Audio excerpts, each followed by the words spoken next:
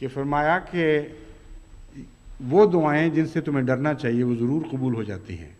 ان میں ایک ماں کی دعا ہے جو اپنی اولاد کے خلاف ہو۔ دیکھیں کتنا عظیم الشان اور کتنا گہرا نقطہ بیان فرما دیا۔ یہ نہیں فرمایا کہ ماں کی دعا جو اپنی اولاد کے حق میں ہو وہ ضرور قبول ہوتی ہے، کیونکہ ہر ماں گندی ہو یا نیک ہو، پاک ہو یا ناپاک ہو، اپنی اولاد کے حق میں تو بعض دفعہ دہریہ بھی ہو تو دعائیں کرتی ہے، بے اختیار کرتی ہے، کیونکہ اس کو تبھی محبت ہے۔ وہ دعائیں چونکہ نفس کی خاطر ہیں اس لیے ان کی قبولیت کی کوئی ضمانت نہیں ہے۔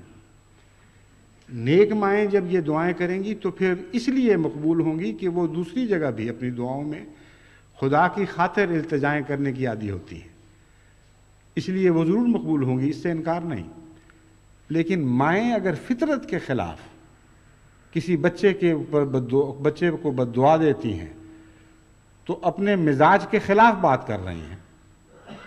اور دیکھیں ایک اور مثال ایسی ہے جہاں مزاج کے مطابق دعاؤں کی تو ضمانت نہیں دی جا سکتی، مگر مزاج کے خلاف دعا کرنے کی ضمانت ہے کہ وہ ضرور مقبول ہوگی۔ تو دعاؤں کے مضمون کو جب سمجھ لیں اور ان کی گہرائی تک پہنچیں تو دعاؤں کے اسلوب آ جاتے ہیں، دعاؤں کا سلیقہ نصیب ہوتا ہے، اور انسان کو سمجھ آ جاتی ہے کہ کیوں بعض دفعہ میری عمر بھر کی گریہ اوزاری بیکار گئی ہے، اور کیوں بعض دفعہ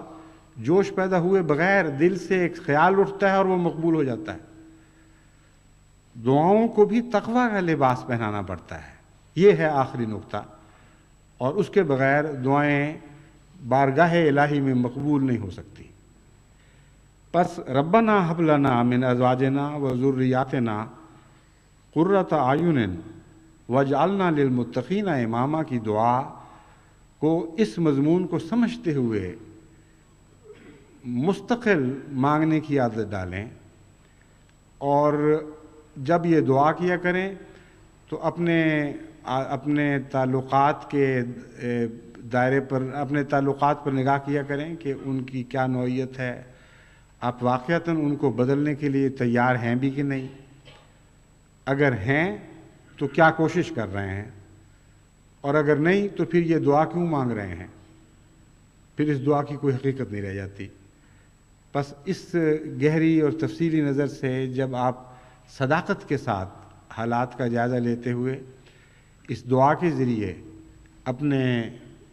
معاشرتی تعلقات اور اہلی تعلقات کو بہتر بنانے کی کوشش کریں گے تو بلا شبہ مجھے کامل یقین ہے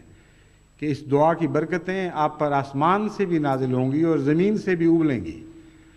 اور آپ کے گھر دیکھتے دیکھتے جنت نشان بن جائیں گے۔